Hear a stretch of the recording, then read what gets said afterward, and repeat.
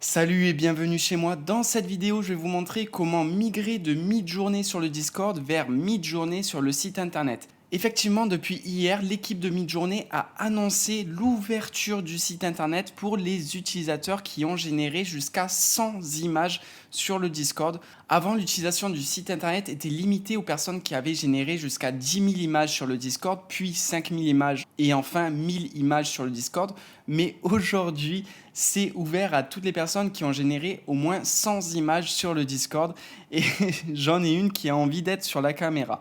Donc ce qu'on va voir, c'est tout simplement comment migrer notre compte directement sur le site internet de Midjourney. On va voir un petit peu l'interface de ce site internet et je vais aussi vous montrer une astuce qui va vous permettre d'avoir les 100 générations très facilement. Si jamais vous n'avez pas encore atteint les 100 générations sur le Discord, que vous n'avez pas envie d'utiliser le Discord et que vous voulez directement aller sur le site de Midjourney, je vais vous montrer une petite astuce. Donc ça, c'est la note officielle de l'Office Hour d'hier que je vais traduire directement en français. Ouverture à l'accès au site à toutes les personnes qui ont créé au moins 100 images. Le seuil de 100 images n'est pas pour s'assurer que les utilisateurs savent comment utiliser le Discord pour obtenir de l'aide. Donc c'est ça leur problème, c'est qu'ils ont peur que les personnes soient perdues s'ils vont directement sur le site plutôt que sur le Discord. Bon, moi je trouve que c'est 10 fois plus simple d'utiliser le site que d'utiliser le Discord. Alors, nous souhaitons ajouter plus de ressources d'aide avant d'ouvrir complètement le site au public. FAQ, vidéo, chatbot d'assistance,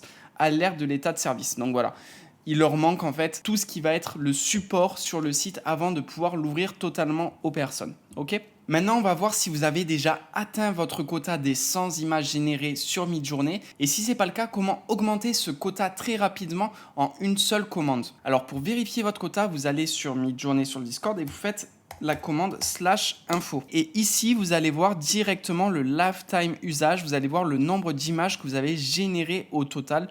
Donc moi, on voit que j'en suis à plus de 11 000. Et vous, il vous en faut seulement 100 pour pouvoir accéder au site internet. Pour générer une centaine d'images très rapidement avec un seul prompt, vous allez devoir faire /tune.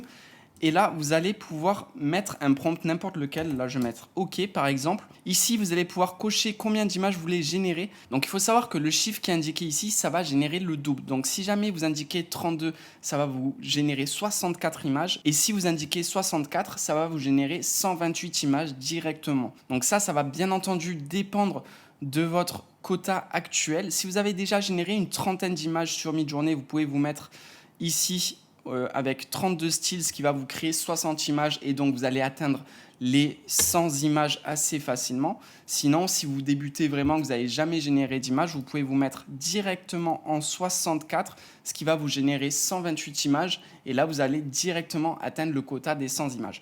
Par contre, il faut faire attention parce que ça vous coûte des fast hours, donc des crédits de Midjourney. Si vous avez un abonnement à 10 € par mois, vous avez généralement 3 heures de fast hour par mois. Et donc là, ça va déjà vous en coûter 0,6 heures. Si vous mettez à 32, ça va vous coûter un petit peu moins, voilà, 0,3 heures. Ok. Donc là, dans cet exemple, je vais envoyer pour 64 styles. Vous pouvez appuyer sur Submit et après, appuyer sur le bouton si vous êtes sûr de vouloir lancer la machine. Donc voilà, là ça a généré toutes les images. On peut cliquer sur le lien pour les visionner, mais en vrai, on s'en fout un peu. Car nous, ce qui nous intéressait, c'était tout simplement de faire augmenter le lifetime usage. Donc là, on était à 11 300 et on va refaire un nouveau /info pour voir à combien on est. Et on voit que maintenant, on est à 11 430. Donc voilà, on a généré 128 images grâce à cette technique. Maintenant que vous avez bien atteint votre quota de minimum 100 images générées sur Midjourney Discord, on peut passer directement sur le site. Donc pour cela, vous allez sur le site internet de midjourney.com et vous allez arriver sur cette interface. Et ici, vous allez tout simplement faire Sign In, donc vous connecter. Ici, ça va vous demander de vous connecter avec Discord. C'est toujours la connexion se fait avec Discord. Vérifiez que vous êtes bien sur votre bon compte ici et vous pouvez faire autoriser. Une fois que c'est fait, vous allez arriver sur cette interface de Midjourney.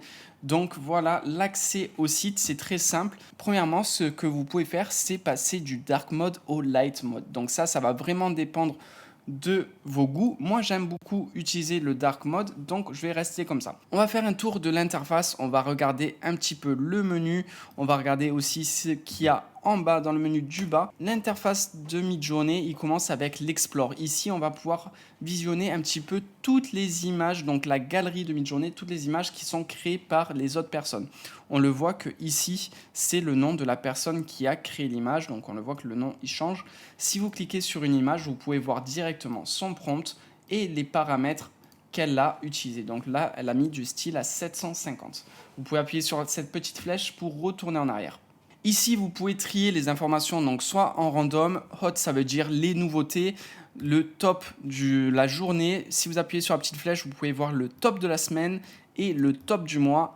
Et enfin, sur like, là, vous allez avoir toutes les images que vous avez likées directement. Donc, pour liker une image, c'est tout simple. Lorsque vous avez une image ici, vous pouvez appuyer sur le petit cœur pour le liker. OK. L'onglet Create, c'est directement ici que vous allez pouvoir lancer vos prompts, donc dans la barre qu'il y a en haut ici. On reviendra un petit peu plus tard parce que c'est là où on va passer le plus de temps pour créer nos prompts. Donc nous, on va continuer un petit peu de regarder l'interface de Midjourney en premier. Ici, dans l'onglet Archives, on va finalement avoir une base de données de toutes les créations que l'on a fait depuis l'ouverture de notre compte. Ce qui est intéressant, c'est la barre de défilement qui est à droite où on peut voir les dates apparaître. Et donc du coup on peut retourner comme ça dans son historique de création. Donc on peut voir que moi mes premières images je les ai créées en janvier 2023. Donc voilà, ça c'est les premières images que j'ai générées avec Midjourney. C'est exactement la première image que j'ai créée avec Midjourney. Donc j'avais mis un prompt très basique, tarot, card, Asian style, et on était en version 4. Je sais même pas s'il y en a beaucoup d'entre vous qui ont déjà pu tester la version 4 de Midjourney, étant donné que c'était vraiment au début de Midjourney. Mais je trouve que déjà c'était vraiment pas mal, hein. On était vraiment au début de la génération d'images avec l'intelligence artificielle et ça faisait déjà des résultats qui étaient très satisfaisants pour l'époque. Bien entendu, pour maintenant, ça ferait un petit peu bizarre, mais cela dit, il y a un an de cela, c'était déjà incroyable de générer des images comme ça. Ici, vous avez les rooms. Alors, les rooms, à quoi ça sert? C'est un espace collaboratif où vous allez pouvoir discuter avec les autres utilisateurs de Midjourney. Peut-être que cette room, vous n'aurez pas accès parce que ça va dépendre du nombre de créations que vous avez générées sur Midjourney. Et cette room, elle est limitée aux personnes qui ont généré plus de 10 000 images sur Midjourney. Bien entendu, il y aura de plus en plus de rooms qui vont apparaître petit à petit. Et aussi, bientôt, on pourra avoir des rooms privés pour son équipe. Donc, une room, qu'est-ce que c'est? C'est tout simplement un chat. Donc, on voit que la partie ici, c'est tout simplement un chat où vous pouvez parler avec les personnes. Et toute cette partie-là, c'est une partie où vous pouvez créer des images en commun avec les personnes. Vous pouvez voir que du coup, cette personne, elle a généré ce prompt pour créer ces images. Et comme cela, ça permet de pouvoir travailler avec plusieurs personnes. Il y a aussi un chat vocal. Donc, si vous appuyez sur ce bouton, vous allez pouvoir rentrer dans un chat vocal où il y aura plusieurs personnes qui pourront parler à l'oral avec vous. Donc ça, c'était pour les rooms. Après, vous avez ici l'onglet de Rate Image. Donc ça, c'est très simple. Ça va permettre à Midjourney de mieux comprendre son algorithme. Donc grosso modo, là, vous allez avoir deux images et vous allez dire tout simplement laquelle vous préférez. Juste, vous dites, OK, moi, je préfère cette image, je préfère cette image, je préfère cette image, etc. Vous pouvez faire ça le nombre de fois que vous voulez. Ça va surtout être utile à Midjourney pour mieux approfondir son algorithme.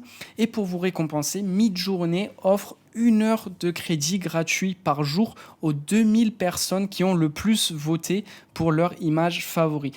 Donc voilà, ça c'est intéressant. Tu peux faire ça de temps en temps pour avoir une petite heure de bonus par jour. Et en plus de cela, ça permet à Midjourney d'être de plus en plus efficace. L'onglet d'en dessous, il s'appelle Rate ID. Donc ici, tout simplement, si vous avez des idées à envoyer à Midjourney, peut-être que vous voulez qu'ils implémentent une certaine idée, ici, vous pouvez noter votre idée. Là, vous avez 3 petits onglets. Donc, la première, c'est pour envoyer votre idée. Ici, on a un petit onglet où on va choisir quelles sont les meilleures idées de la communauté. On peut faire un clic droit, on va traduire en français, comme ça sera plus simple.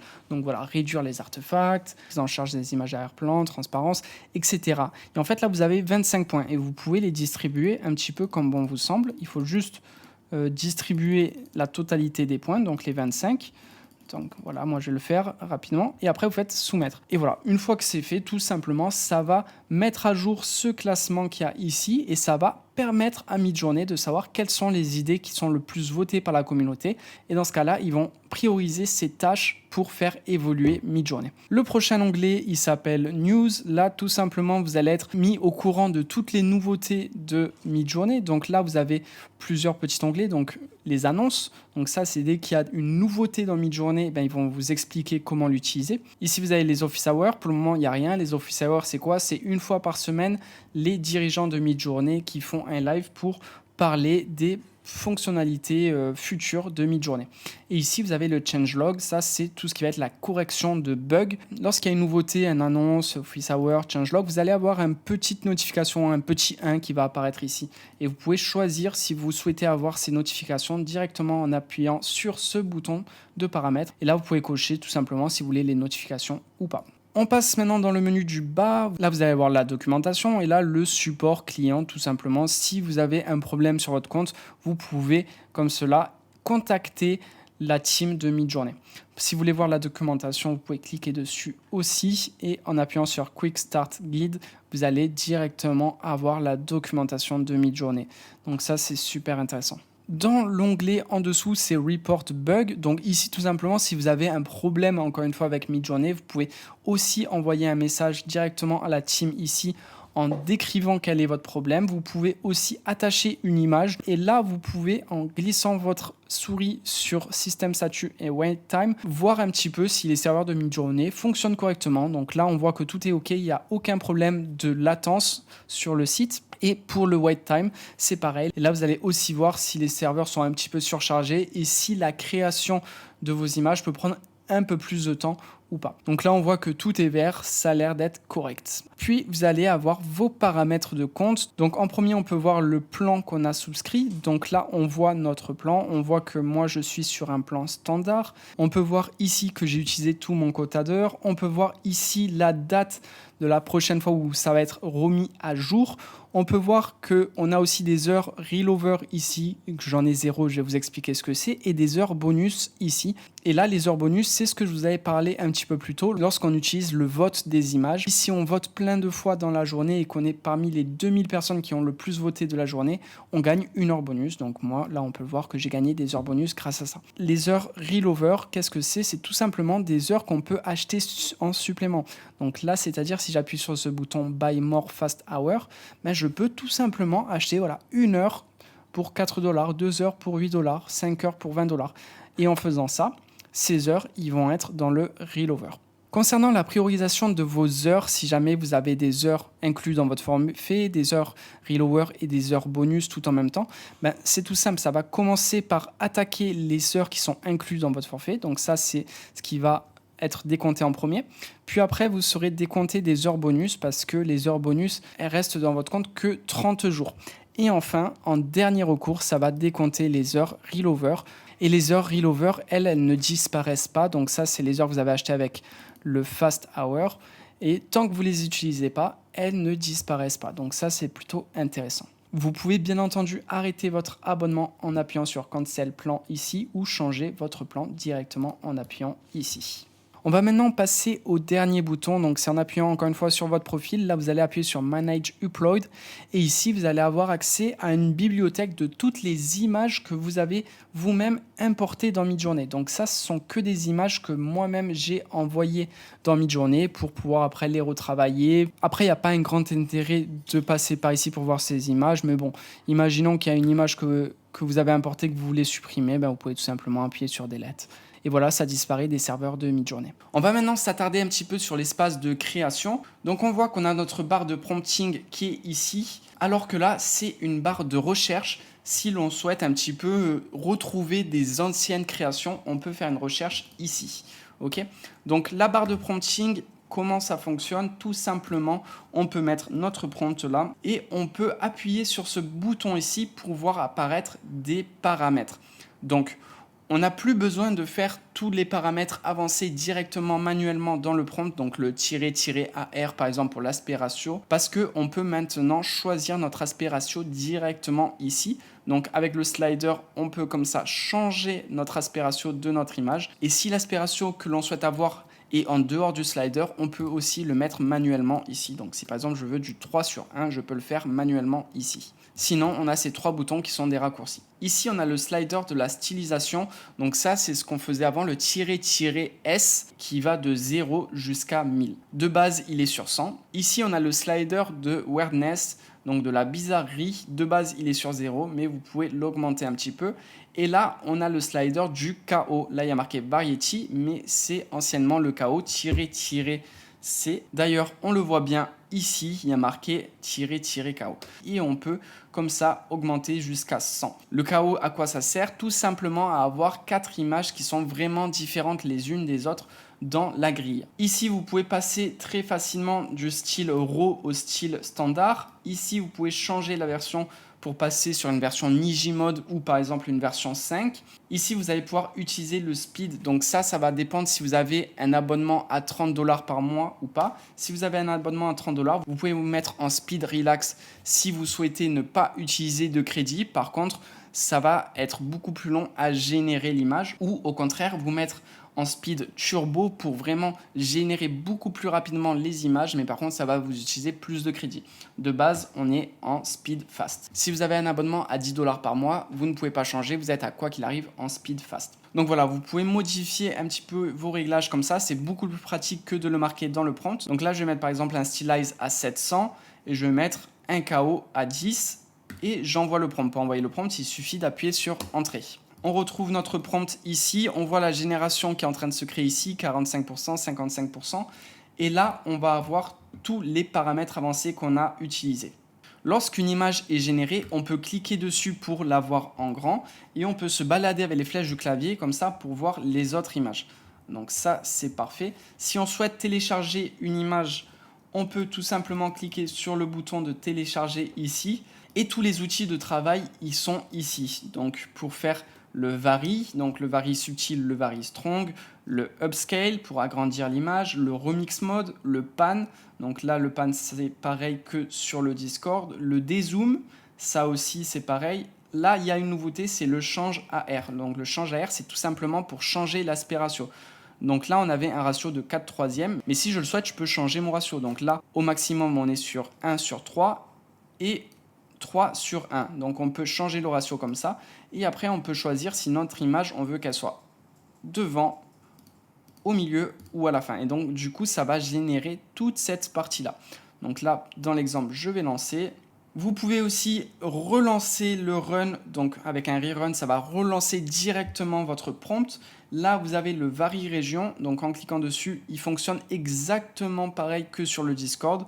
Vous pouvez utiliser vos outils, par exemple de lasso ou de rectangle, pour aller sélectionner une zone. Vous pouvez faire un clic droit pour retirer la sélection. Et là, vous avez votre prompt que vous pouvez modifier. Et enfin, vous pouvez utiliser cette image en image de référence. Donc, on voit qu'elle apparaît ici en style de référence. Donc on voit que là il y a ce petit trombone, ça veut dire que c'est le style de référence. Et enfin vous pouvez cliquer ici pour avoir le prompt. Donc là vous allez avoir le prompt qui va se copier-coller directement ici. Ce qui est très intéressant sur le site internet, c'est que vous pouvez prendre n'importe quelle image. Donc soit une image que vous avez à vous, soit une image dans l'Explore et vous pouvez la prendre et la glisser directement dans la barre en haut. Ici, vous allez avoir 3 petits icônes. Celui qui est tout à droite, c'est pour faire les images de référence. Le trombone au milieu, c'est pour le style de référence. Si on laisse notre souris dessus, on le voit qu'il y a marqué --sref et vous pouvez cliquer dessus pour sélectionner le style de référence. Et le petit icône de gauche, c'est le cref, le caractère de référence et vous pouvez cocher encore une fois dessus. Si vous souhaitez cocher plusieurs trucs, si vous souhaitez que cette image ça soit en même temps un caractère de référence, en même temps un style de référence et une image de référence, vous pouvez appuyer sur Shift de votre clavier en même temps que vous cliquez. Comme ça, vous pouvez sélectionner plusieurs choses. Donc, vous pouvez hop, sélectionner 1, 2, 3 à votre bon vouloir en appuyant sur le Shift. Donc là, je vais mettre mon prompt et on va voir la création. Donc, on retourne en Create et on va voir que là, c'est en train de générer. On voit que du coup, j'ai cette image en image de référence, en style de référence et en caractère de référence. Ça m'a aussi gardé mes paramètres avancés parce qu'ils étaient de base déjà cochés. Donc si jamais vous voulez les remettre à 0, vous pouvez appuyer sur Reset ici. Ce qu'il faut savoir aussi par rapport aux paramètres avancés, c'est que là, si vous avez par exemple un style à 1000 de base, mais si dans votre prompt, vous marquez un autre style, donc là par exemple --S 200, Donc on peut toujours utiliser les paramètres avancés comme vous les connaissez sur le Discord, mais directement dans la barre de prompt ici. Et en fait, il faut savoir que la barre de prompt, elle est prioritaire par rapport aux paramètres qui sont ici. Donc là, on voit que l'information, elle est contradictoire parce que ici, j'ai un style qui est configuré sur 1000, alors que là, dans ma barre de prompt, elle est configurée sur 200. Donc, qu'est-ce qui se passe si je lance? C'est tout simplement ma barre de prompt qui est prioritaire. Et donc, ici, on voit bien qu'on est sur un style 200 et pas de 1000. Ok? Donc ça fonctionne pour tous les paramètres, que ce soit l'AR, donc -AR, le weirdness, donc -W, la variety, donc -C, mais aussi pour les versions et le style raw. En vrai, vous pouvez tout faire sur le site de Midjourney. Il y a seulement 2 fonctionnalités qui nous manquent, qui sont encore seulement disponibles sur le Discord. La première fonctionnalité qui est manquante sur le site internet, c'est de pouvoir choisir le poids d'une image de référence. Donc si je retourne sur le Discord, là j'ai importé ces 2 images pour qu'on puisse bien comprendre. Mais avant, ce qu'on pouvait faire, c'était tout simplement, imagine, là on mettait l'URL de notre première image. Donc là je vais faire copier le lien. Et là, je vais mettre l'URL de ma deuxième image, donc copier le lien encore une fois. Et avant, ce qu'on pouvait faire, c'était tout simplement rajouter du poids à chaque image de référence avec l'option avancée 2 points. Et là, on mettait un poids. Donc par exemple, là, je vais mettre un poids de 2 sur la première image et un poids de 3 sur la deuxième image. Donc ça, c'était faisable de pouvoir comme ça choisir quel était le poids de chaque image. Et cette fonctionnalité bien précise sur le site internet, elle ne fonctionne pas pour le moment. Donc on va voir si la team de Midjourney va le réinstaurer sur le site. Je pense que ça sera fait à terme, mais actuellement ce n'est pas encore possible. Donc bien entendu, ça c'est une utilisation très avancée, un petit peu pour les experts. Donc je ne sais pas si c'est quelque chose qui va vraiment vous manquer sur le site internet. La deuxième fonctionnalité qui manque sur le site internet, et celle-ci elle est quand même beaucoup plus problématique, ça va être lorsqu'on va utiliser les pans et les dézooms, on va pas pouvoir changer le prompt. Et ça c'est potentiellement très gênant parce que ça nous contraint à avoir le même prompt dans le pan ou dans le dézoom, et des fois ça peut nous générer des images qui sont pas du tout utilisables. Je vais faire pan vers la gauche pour essayer de vous illustrer ça. Donc là ça nous a juste fait un pan vers la gauche, ça nous a étiré notre image, mais ça a gardé notre ancien prompt. Et donc là, potentiellement, ça aurait pu me rajouter une nouvelle princesse, tout simplement parce que dans mon prompt, il y a marqué princesse. Et si j'aurais voulu rajouter, par exemple, un chat ou un prince, ben j'aurais pas pu parce que je peux tout simplement pas modifier le prompt. Alors que sur le Discord, si on a bien activé le remix mode dans nos réglages en faisant /setting, on a la possibilité de changer le prompt lorsqu'on fait un pan ou un dézoom. Donc là, on voit qu'on a la fenêtre de prompt qui est arrivée et on peut tout simplement changer notre prompt pour pouvoir générer ce que l'on souhaite dans notre pan. Et ça, c'est pareil pour le dézoom. Donc voilà, ça, c'est les 2 fonctionnalités qui manquent sur le site de Midjourney, mais sinon toutes les autres fonctionnalités que vous connaissez sur le Discord sont intégrées sur le site. Il suffit juste de savoir comment les utiliser. Mais pour cela, je vais vous faire bientôt une autre vidéo où je vais vous montrer plein d'astuces à connaître sur le site de Midjourney pour pouvoir bien l'utiliser. J'en profite aussi pour vous dire que si vous souhaitez avoir une aide sur Midjourney, j'ai créé pour moi l'outil ultime pour vous aider sur Midjourney. C'est une bibliothèque de mots-clés et de prompts. Donc on le voit ici, il y a plus de 930 mots-clés, des images de référence, des prompts, des styles. Enfin, c'est une bibliothèque énorme qui va vraiment vous aider à mieux utiliser Midjourney. Vous pouvez directement accéder à cette page pour voir la présentation de l'outil. Je vous mets le lien dans la description. Et à l'intérieur de l'outil, voilà à quoi ça ressemble. Donc ici, on a les mots-clés. Donc par exemple, on va avoir des mots-clés pour les types de photos. Vous pouvez tout simplement récupérer votre mot-clé et le copier-coller dans Midjourney. Vous avez à chaque fois la traduction en anglais à copier-coller dans Midjourney, la traduction en français, des exemples qui ont été générés directement sur Midjourney et des explications. Donc des mots-clés comme cela, il y en a plus de 930. Ici, vous allez par exemple avoir les mouvements ou encore les positions de personnages. Enfin bref, il y a vraiment énormément de mots-clés, donc plus de 930. Vous allez aussi avoir accès au style de référence. Donc là, c'est plus de 500 images que vous pouvez utiliser en style de référence. Vous avez aussi les styles personnalisés. Donc là, on a plus de 300 styles à directement copier-coller pour utiliser le style personnalisé. Les caractères de référence, on a plus de 60 caractères qui ont été générés spécialement pour vous. Et la bibliothèque de prompts, Donc là, c'est encore plus de 600 prompts qui sont générés et catégorisés. Donc là, par exemple, film et photographie, vous allez avoir plein de prompts. Donc voilà, ça c'est pour la bibliothèque Midjourney Ultima, qui est vraiment pour moi l'outil le plus utile sur Midjourney. Si vous voulez avoir une aide-mémoire pour vos créations, vous pouvez aussi l'utiliser en tant que base de données et mettre vos propres mots-clés et vos propres prompts à l'intérieur pour pouvoir les retrouver très facilement. Allez, sur ce, moi je vous souhaite une bonne journée et je vous dis à très bientôt dans une prochaine vidéo sur Midjourney. Ciao, ciao!